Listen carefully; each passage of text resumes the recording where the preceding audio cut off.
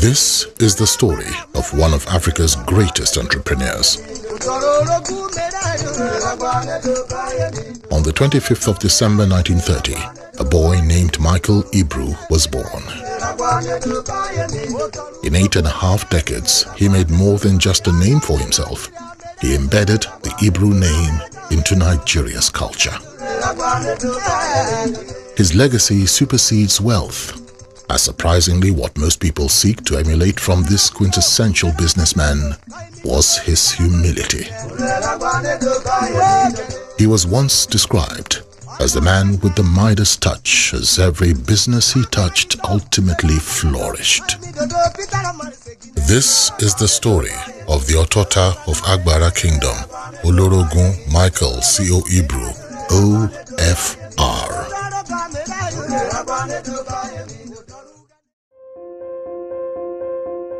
Although he was born in Delta State, his father, the late Chief Pa Ekwete Ibru, was an Urhobo missionary living in Lagos who was a lover of religion and education.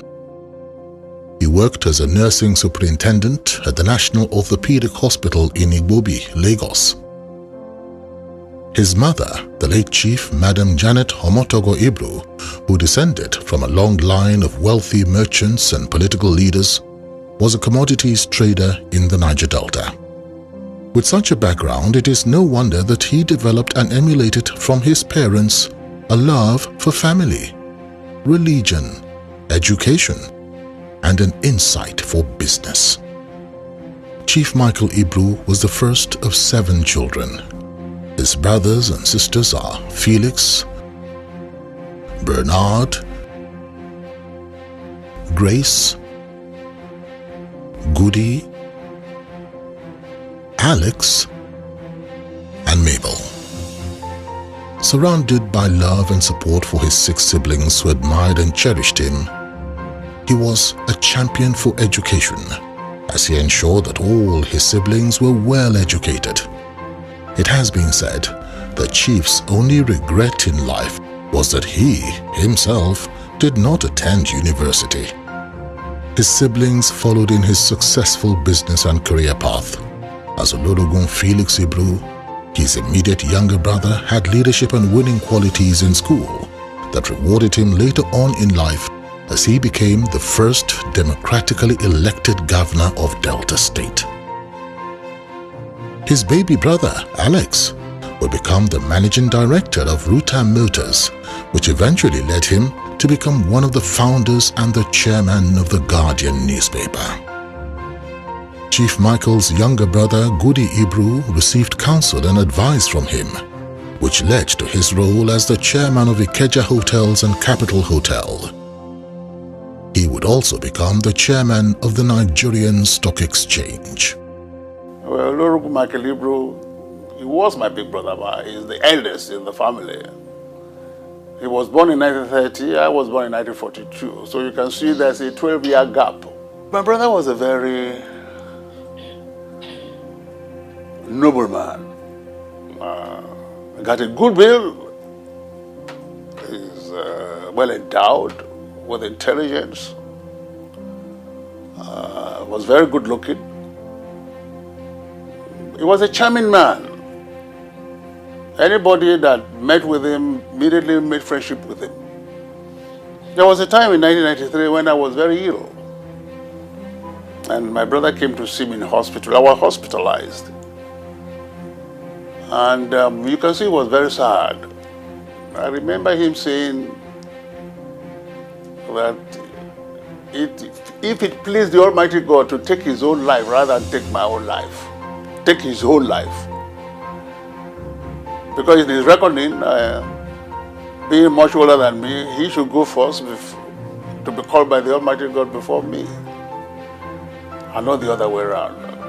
That really touched me. And I have a very fond memory of that show of love and affection. Olorogun Michael Ibru's big heart and generosity was not just for his family members alone, as he touched the lives of the men and women not just from his village, Agbara-Otor, in Delta State, but indeed all over Nigeria. Michael, Oceanic Bank International.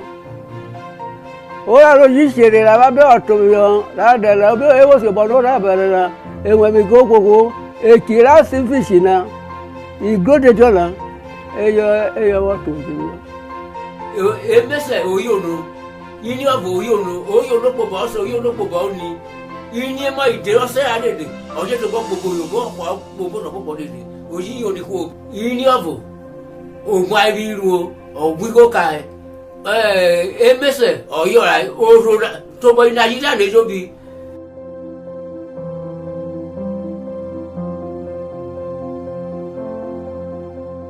As a bright and exceptional youth, Olorogun Michael attended the Igbobi College in 1946, which was one of the best institutions in Nigeria. He excelled in academics and completed his 6-year education in less than 4 years. During his time in school, he was appointed as the head boy and was outstanding in football and cricket. After school, he became a trainee manager with UAC. It is believed that this is where his instinctive foresight for business was sharpened. As at 24, his first step into entrepreneurship was to form a trading company called Ibru, in conjunction with his English partner, Mr. Jimmy Large. During the mid-1950s, he managed to break into the then untouched market of importing frozen fish into the country in order to alleviate protein deficiency among the Nigerian people. Crystallizing on the distribution of frozen fish with the humanitarian objective of eliminating malnutrition among Nigerian people, he provided Nigerians with a low-priced, high-protein food source, and most importantly, he operated a successful distribution network which penetrated densely populated southern regions and extended over 1,000 kilometers towards the Sahara. Ibru Seafoods became the cash cow for the group of companies that would later be known as the Ibru Organization. It expanded into one of the largest indigenous business operations in the whole of West Africa. Taking a further look into the Ibru Organization, one discovers several companies, complex in operations and globally significant. Its transactions and connections spread beyond Nigeria to the rest of West Africa, North Africa, Western Europe, the USSR, North America, the Far East, and Australia. But he's always there to ask us that what type of fish do we want. He himself will go to Russia, Poland, and other countries to bring that particular fish we ask for. And he's always there for we women. That is why we said, Ibru Shokoyokoto. The size and complexity of the Ibru Organization's businesses necessitated the formation and diversification into several other sectors. Ibru rapidly expanded into aviation, hospitality, tourism, banking, automobile distribution, publishing, palm oil production, and so much more.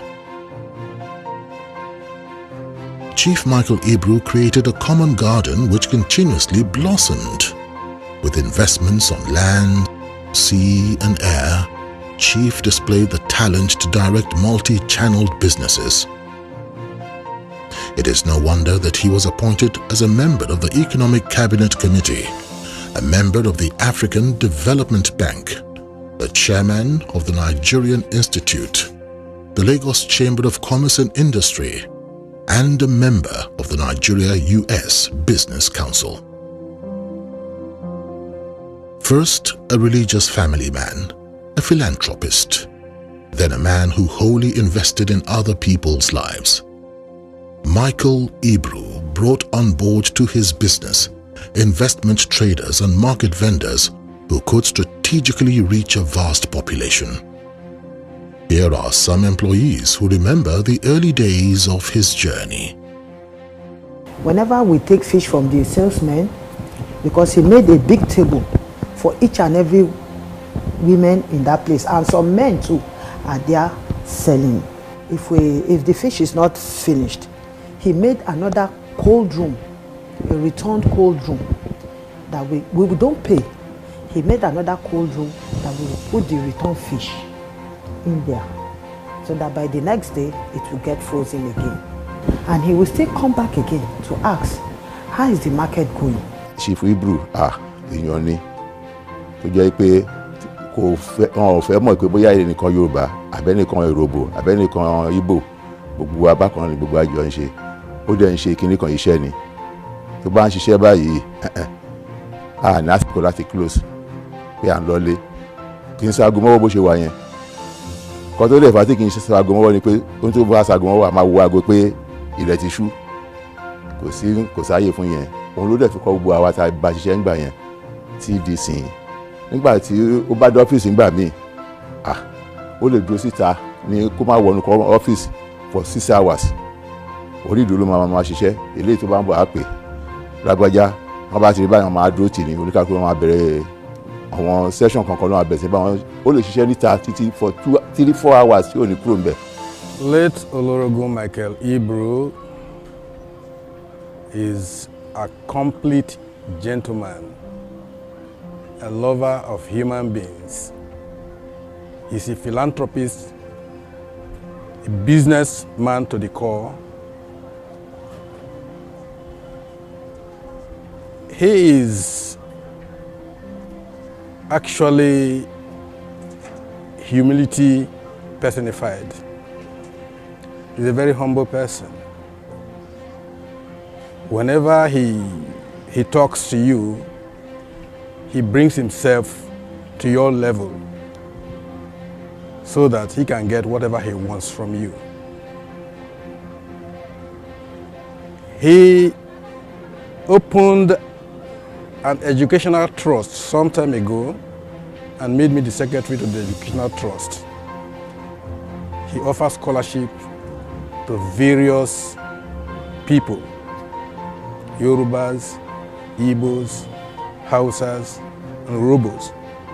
Any person who comes to him for anything, he has no in his dictionary. If any person comes to him for money, he won't say no money. He will ask me, John, give so person so amount, without thinking. I was the first employee in 1956. He created employment.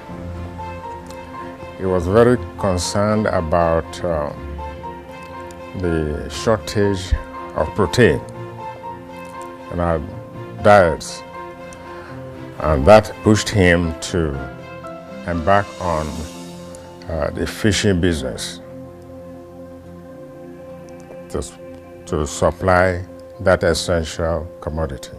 He was a great man in the sense that he was humble, unassuming, and helpful to others. Well, I was the chief's personal assistant, and I worked with him for many years. He was very modest, very modest. Wherever we went to anywhere, you will not be able to pick him out as a person that owns the empire called the Ibru organization. He was a formidable businessman, born with an innate sixth sense for empire building. He was blessed with an acumen to develop any business into a multi-million-pound enterprise. Chief Michael Ibru was a loving and devoted family man. His first son, Onome, was born by Nike, popularly referred to as Yatiti. He unfortunately passed away at the age of 19. Yatiti also gave birth to the beautiful Christiana. His son Oscar was born to a half German and half Cameroonian lady called Elsie Nelly, nee Krupp. She was fondly known as Kanti, was blessed with 5 more lovely children: Peter, Emmanuel, Gloria, Obukome, and Elvina. My name is Olorogun Oscar C.J. Ibru. I happen to be the first son of Chief Michael Ibru. My dad was considered to be, in the village they used to call him a ghost because they didn't see him, they heard about him. But to me it was just my dad. The only thing I remember mostly though, when he came home from work, we would say hello and we'd all disappear. As soon as he leaves, we were on the dining table. He was a great person. It was lots of fun. He was a disciplined man. The sociable Jero was born to Mrs. Titi Ibru ni Olumide, now popularly known as the First Lady of the banking industry. Cecilia Ibru ni Sido had 7 children for him. They are Obode, Manemo, Osio, Obaru, Vivi, Tejiro, and Rode, who unfortunately passed away in 2015. Chief Ibru also has another son called Vesere with Dr. Debo Odedino Ibru, and his last child is his son with Olivia Agbajo, Gabriel Ibru. At school, I feel like I was driven to do well because of who he was. Whether it be in the classroom or on the sports field, I always wanted to be the best I could be because I knew I'd had numerous other siblings ahead of me, so it was almost like to me, a mini competition. Back in probably about 2002, and I got into a black taxi in London. The taxi driver happened to be Nigerian. And so we got talking about Nigeria. Obviously, with the topic of corruption came up, and we both complained about how things could be better. And the taxi driver stated that, you know, if we could have some more men of integrity, that would be wonderful. And I, as a young person who was still learning about Nigeria, I asked him, so which kind of names, which kind of people do you think have set the example? And the first name he actually called was Chief Michael Ibru. And that really hit me hard.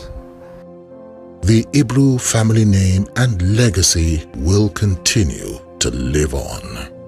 I'm formerly Ibru, Oscar's first daughter, and Olorogun's first grandchild. There's not one particular word that you can use to describe him, but I would say revered is probably a good one. He was legendary, as a lot of people would like to say. He was loved, he was kind, he was firm, he was focused, and he was determined. I just remember being in school and coming home one Christmas holiday, and we hadn't seen each other in a long time. And for the first time in my life, I actually felt like I was talking to the man, not the legend, the man, not the myth. Like, I could really connect with him. He was telling me a story about his childhood and how, you know, they had a malam on their street that used to sell them sweets, and they'd run up trees and chase birds and things like that. And as a child growing up in Nigeria, that's something that you can connect with no matter what background you're from. Kids get into all kinds of things. So it just shows you that despite being this very important figure in society and in the business world, on that level, he was still human, and I could connect with him on that level. Chief Michael Ibru was an exemplary father and devoted husband, ensuring that all his children were loved and cared for unconditionally. Despite his accomplishments, Chief Michael Ibru was an avid believer in modesty and humility as part of his life philosophy, which led him to the divine path that is Christianity. His philosophy was work and let thine works harvest speak for you. His slogan was service in humility. He was also a quiet philanthropist, spreading his bounty to education, rural development, and better health for others. He built and donated the Ibru College to the government in Agbara-Otor Delta to aid with the advancement of education in Nigeria. In his birth village, he built the first church, primary school, and university. As a practicing Christian before he passed, Chief Michael was generous with his wisdom and wealth. In the church, he was very active. He was always at Bible classes and very good at attending services. He was a regular visitor and very charitable to the church and to individuals, including myself and my children. He was an advocate for entrepreneurship and shared this vision with a number of friends who he had met over the years.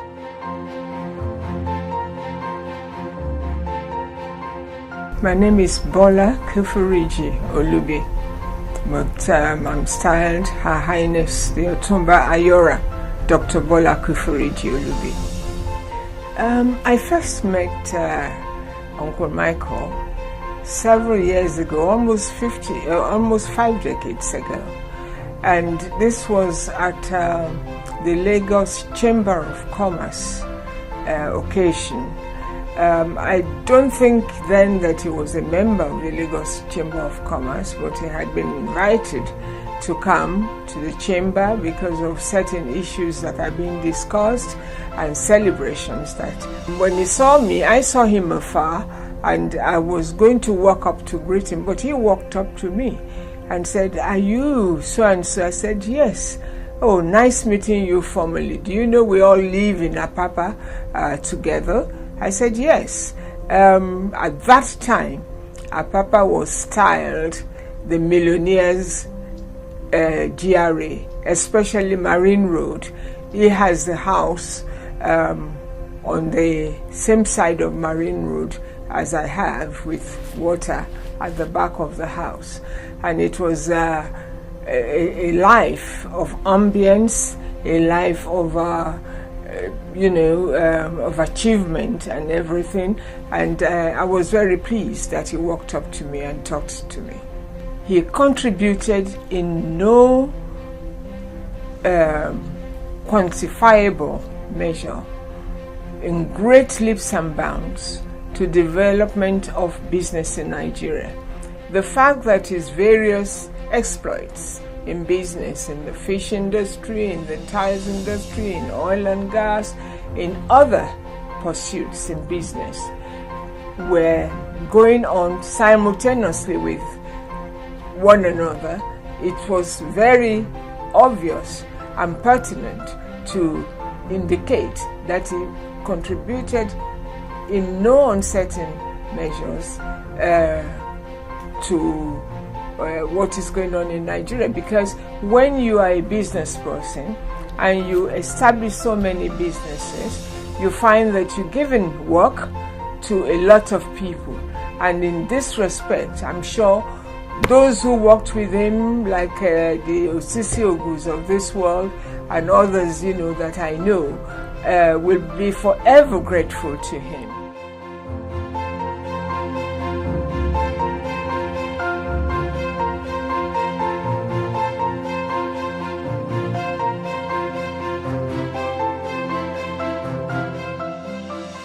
Olorogun Michael Ibru was a driving force in Nigeria's economy, and he is solely responsible for placing Delta and the Urhobo nation on the global map.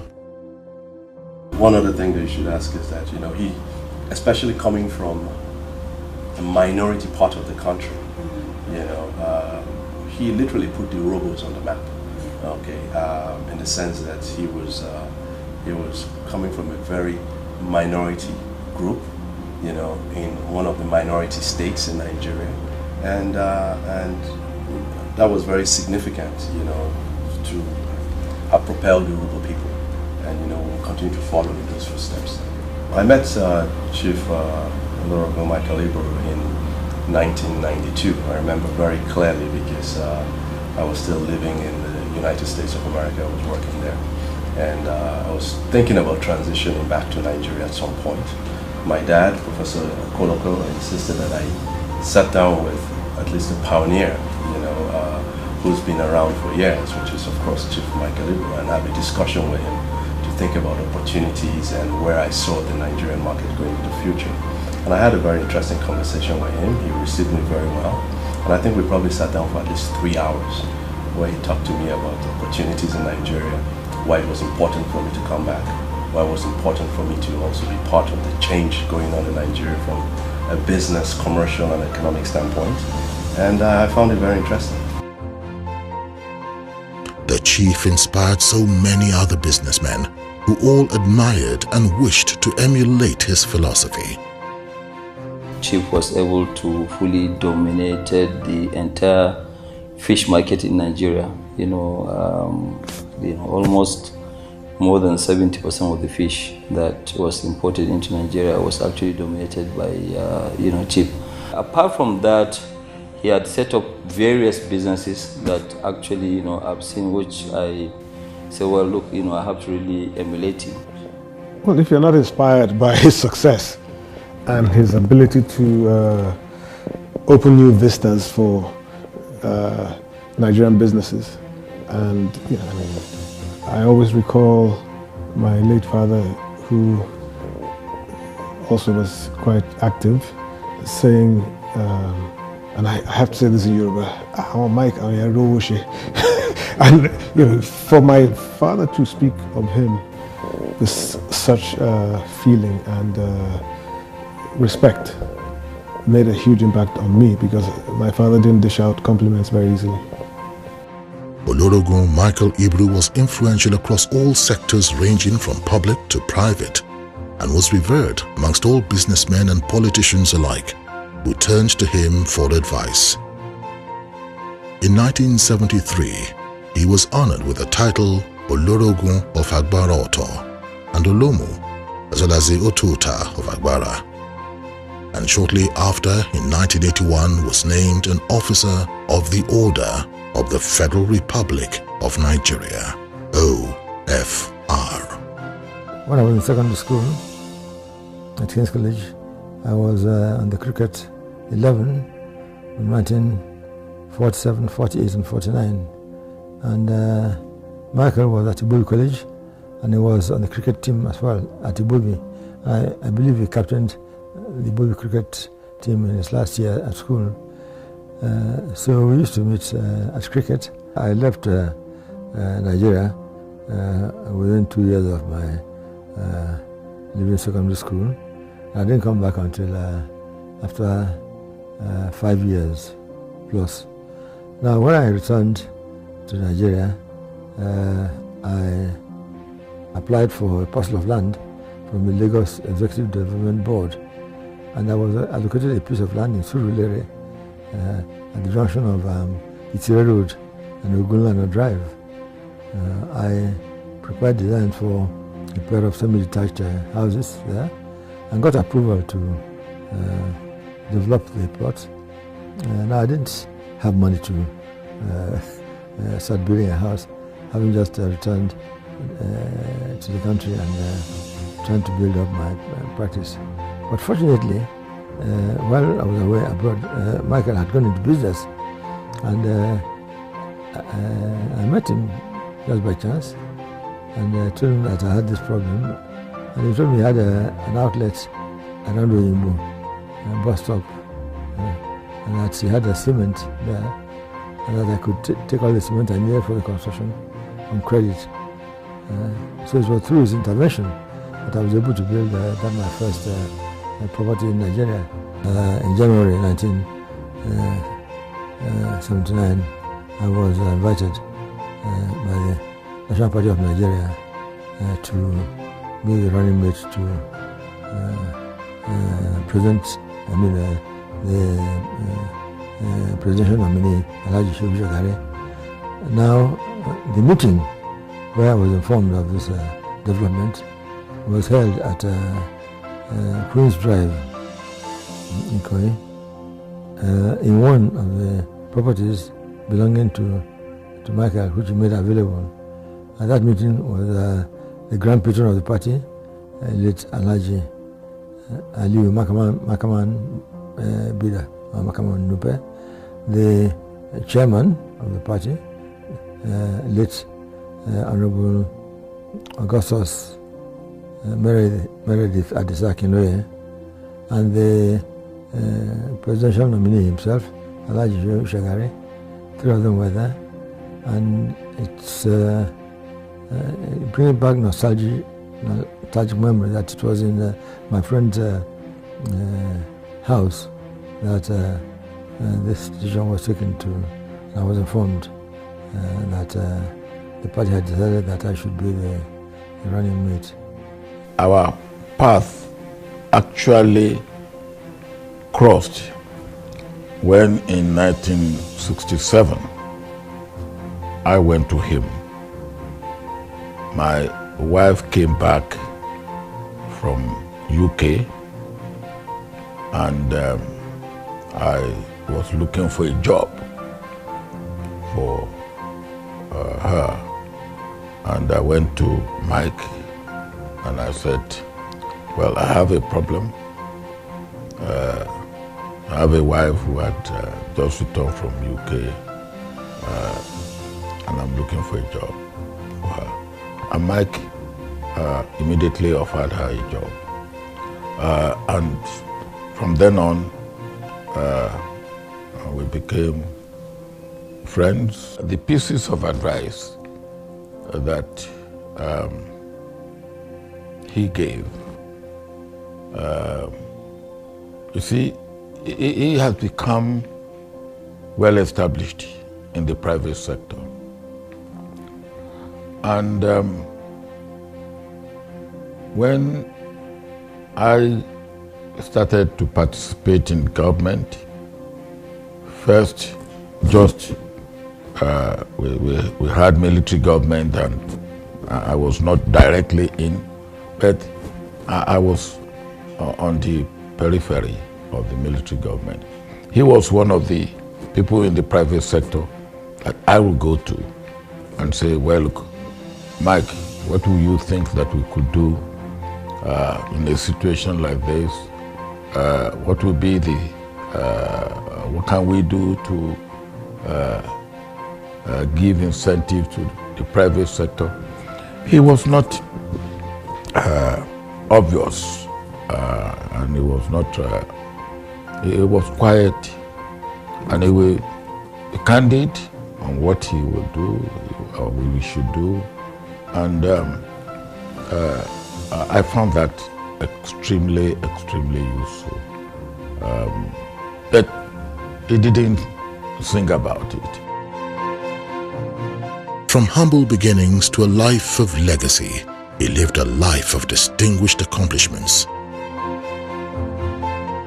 and was unafraid to follow the rare path only traversed by exceptional men. His influence is unquantifiable. His impact is indescribable, and his vision to ameliorate the Nigerian nation was miraculous. May his soul rest in perfect peace, knowing that he fulfilled his purpose on earth. I've missed you so much because you've been so good, so loving, so caring. You can't imagine the pain in my heart. Now that you have gained your rest, I wish you perfect peace, laughter, joy, wherever you are in this cosmic world. The Lord will always be with you, and for the good heart that I know you had, you will sit at his right hand. I love him very much, and I'm going to be okay. And ever since his passing, I feel like he's watching over me. I can feel him, and I'm listening to him. Daddy, I hope you were comfortable. I hope we did everything, that we could. Wanted to make you as comfortable as possible. And we miss you, and we love you, but now I know, you're well, you're healed, you're total. You're looking down on us. And just thank you. He had made his mark, made his contribution to Nigeria and people, and that my hope is that his children and his children's children will carry on from where leaving off. It's a pity that he did not have the good health to enjoy his hard work. I would wish him well, but unfortunately he's no more, and I wish he had a longer life to enjoy his hard work. He was a very friendly person. He was willing to assist anybody to the basis of ability. Michael Ibru, as a humble man, though very wealthy, he should be respected, blessed by God. He was very disciplined, but also it was a lot of fun. Bid you farewell. From what you have done, you deserve all the accolade that will be given to you or that have been given to you because you work hard for it. As a man, as a family man, as a businessman, and as a Nigerian, and indeed as a great human being. Chief really is somebody that people should emulate. He was a great person and worthy of emulation.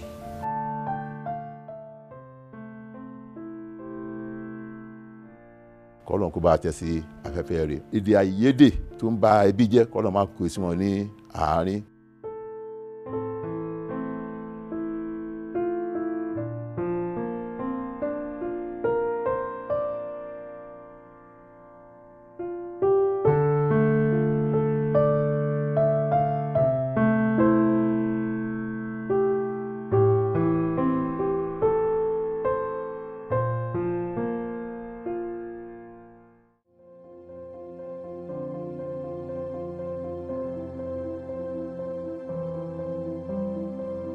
He had set up various businesses that actually, I've seen which I emulate him.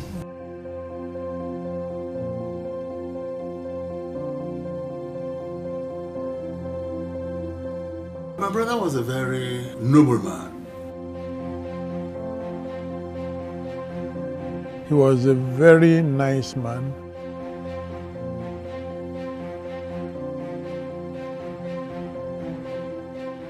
A realist, a down-to-earth man. I've never really had Chief fighting with anybody.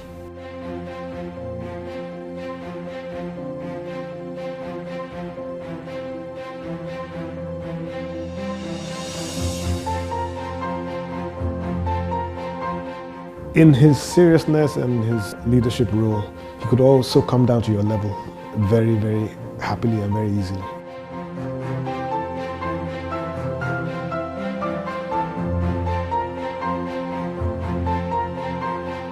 He was always ready with advice.